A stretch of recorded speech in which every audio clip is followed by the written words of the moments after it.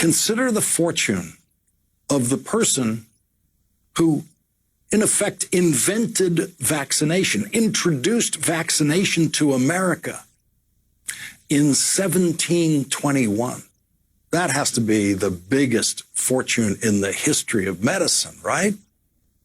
The pharmaceutical industry has produced many gigantic fortunes in this country, notably the fortune created by Robert Wood Johnson and his brothers in 1885 when they started the Johnson & Johnson Company, which has produced many products that have saved lives and led to the creation of the Robert Wood Johnson Foundation, which has done many good deeds.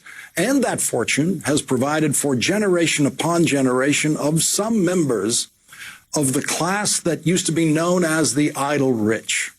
The person who introduced immunizations in America was born into a caste that was not allowed to profit from his wisdom, from his genius, or even from his labor. He was a slave owned by a minister in Boston, a slave who saved lives in Boston during the smallpox epidemic of 1721 when he described a procedure that he had undergone in Africa before his life was stolen from him on a slave ship.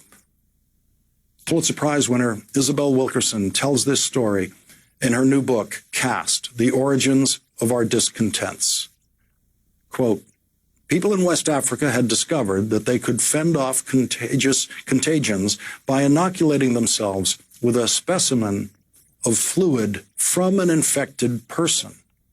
That is the knowledge that slave brought to Boston in 1721, where he saved dozens of lives because of one doctor who decided to try that method that the slave described.